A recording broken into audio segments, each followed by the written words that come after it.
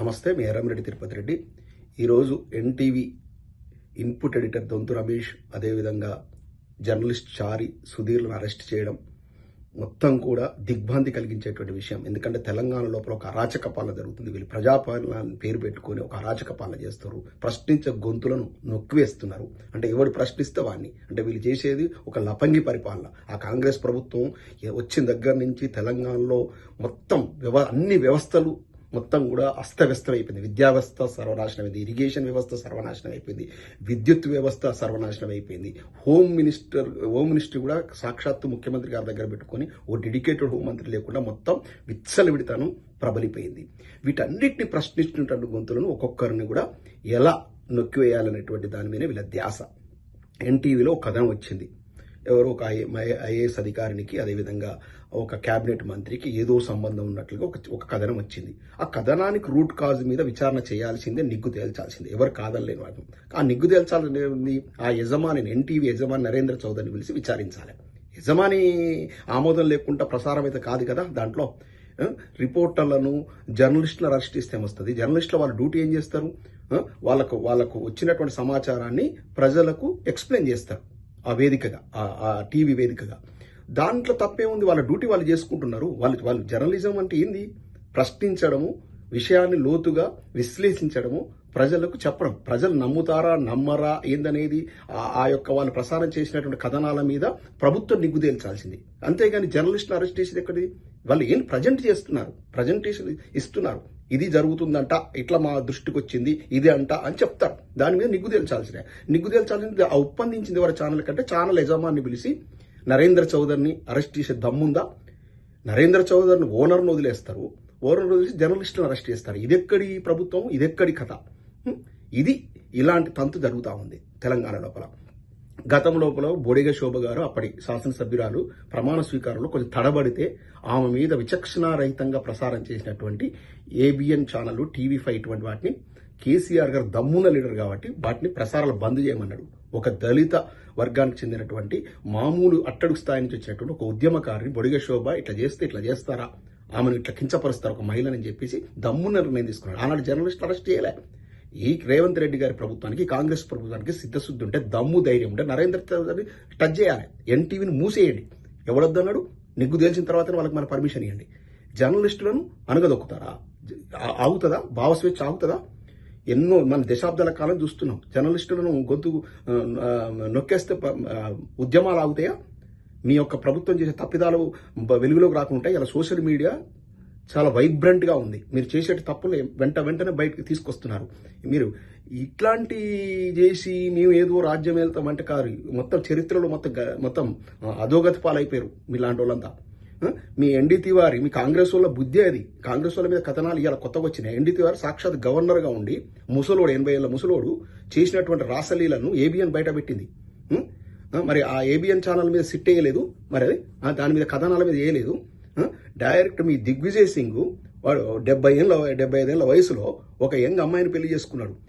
మీ రాసలీల అనేది మీ సంస్కృతి, మీ కాంగ్రెస్ పార్టీ నాయకుల సంస్కృతి.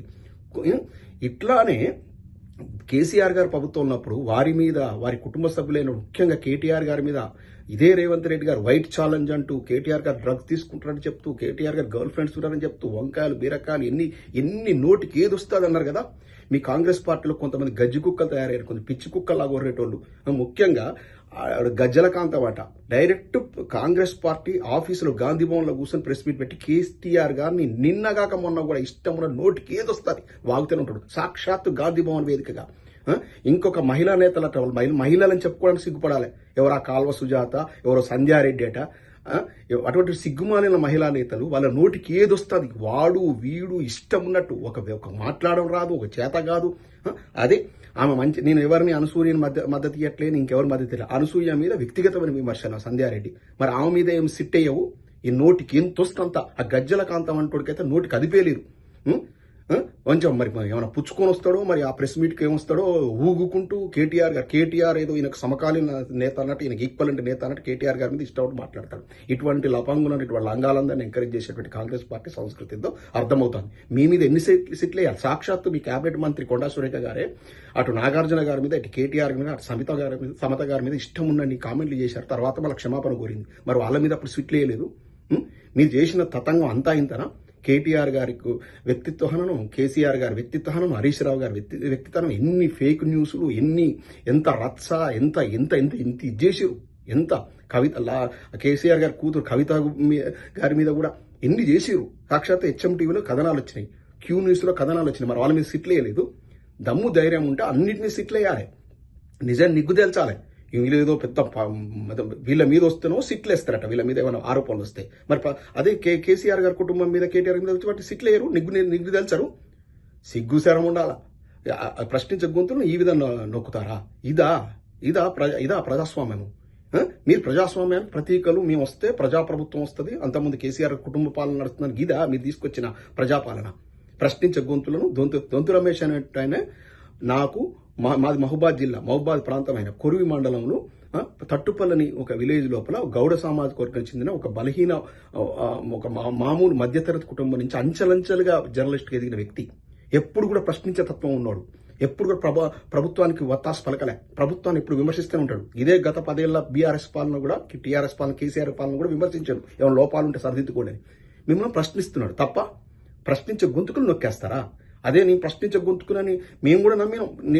నీలాంటి లీడర్ కావాలనుకొని ఇప్పుడు చంపలేసుకుంటున్నాం నీలాంటి ముఖ్యమంత్రి చేసినందుకు. మల్కాజ్గిరికి వచ్చేసి పార్లమెంటులో ఎలక్షన్లు ఏమన్నా నీ ప్రశ్నించే గొంతుకొని కేసీఆర్ గారు నొక్కేస్తున్నారు, వంకాయ బీరకాయలు చెప్పాను కదా. ఇవాళ నువ్వు చేస్తున్న పని ఏంది? జర్నలిస్టుల తెరువుకు వచ్చిన వాళ్ళు ఎవడైనా కూడా చరిత్రలో కలిసిపోయాడు. మీ కాంగ్రెస్ ప్రభుత్వం, మీ కాంగ్రెస్ పార్టీ నాయకులు చరిత్ర ఇదైపోతారు. నల్గొండ జిల్లా లోపల కోమటిరెడ్డి బ్రదర్స్ అనేటోళ్ళు ఒక వైబ్రెంట్ లీడర్స్. వాళ్ళ ప్రాబల్యాన్ని నాశనం చేయడానికి, అదేవిధంగా ఉత్తమ్ కుమార్ రెడ్డి అనే లీడర్ ఒక ప్రభావశీలమైనటువంటి గొప్ప లీడర్ అక్కడ ఆ జిల్లాలో, గొప్ప కాంగ్రెస్ లీడర్, గొప్ప లీడర్ అంటే కాంగ్రెస్ లీడర్, వాళ్ళ ప్రాబల్యం తగ్గడం కోసం ఇదే రేవంత్ రెడ్డి గారికి వీళ్ళు కంట్లో నలుసులు కాబట్టేప్పటికీ వీళ్ళని ప్రాబల్యం తగ్గించడం కోసం కథనాన్ని ఎన్టీవీకి అందించారు. ఆ అందించిన వ్యక్తి ఎవరో నిగ్గు తేల్చండి. కోమటిరెడ్డి బ్రదర్స్ టార్గెట్ చేశారు. ఆడ చామల కిరణ్ కుమార్ రెడ్డి గారి మీద శామ్యుల్ అనేటువంటి దళిత ఎమ్మెల్యేను ఎక్కుపెట్టారు. ఉత్తమ్ కుమార్ రెడ్డి గారి మీద ఎప్పుడు చూసినా కూడా, పద్మావతి గారి మీద ఎప్పుడు చూసినా కూడా ఏదో ఒకటి కథనాలు ఈ రేవంత్ రెడ్డి గారి ప్రోద్బలంతో నడిచే ఛానళ్లలో వస్తున్నాయి. అంటే మెయిన్ లీడర్లు అందరినీ కూడా నల్గొండ జిల్లాలో నిర్వీర్యం చేసే కార్యక్రమానికి ఈ యొక్క ముఖ్యమంత్రి గారి ఆధ్వర్యంలో నడుస్తున్నటువంటి ఒక పర్టికులర్ సెక్షన్ పీపుల్ వర్క్ చేస్తున్నారు. నల్లగొండ జిల్లాలో కాంగ్రెస్ నాయకులకు పెను ప్రమాదం పొంచి ఉంది. నేను చెప్తున్నా, మిమ్మల్ని నిర్వీర్యం చేసే కుట్ర జరుగుతూ ఉంది. ఆ కుట్ర ఎక్కడ బయటపడుతుందని చెప్పేసి ఇప్పుడు ఈ యొక్క యజమాన్యాన్ని అరెస్ట్ చేయకుండా జర్నలిస్ట్ అరెస్ట్ చేసి దీన్ని మొత్తం రూటు చేంజ్, మొత్తం అంటే ఈ యొక్క ప్రక్రియ మొత్తం కూడా తప్పుదారి పట్టిస్తున్నారు. ఇది జరుగుతుంది. అంటే కాంగ్రెస్ పార్టీలో ఉన్న బలమైనటువంటి ఆల్టర్నేట్ లీడర్స్ ను అనగదొక్కడానికి జరుగుతున్న కుట్రలో భాగమే ఇదంతా కూడా. ఈ కథనాల చుట్టూ జరుగుతున్నటువంటి డ్రామా. జర్నలిస్ట్ని అరెస్ట్ చేస్తే పక్కదో పడుతుందని కూడా తప్పు ప్రజలందరూ గ్రహిస్తున్నారు. ఇది ప్రజలారా గమనించండి. ఇదంతా కూడా కాంగ్రెస్ పార్టీ నాయకత్వం చేస్తున్నటువంటి ఒక group of section of people చేస్తున్నటువంటి డ్రామా. దీన్ని ప్రజలంతా ముక్తకంఠంతో ఖండించాలి. జర్నలిస్టులకు రక్షణగా అందరూ నిలబడాలి, గొంతులు విప్పాలి. జై తెలంగాణ.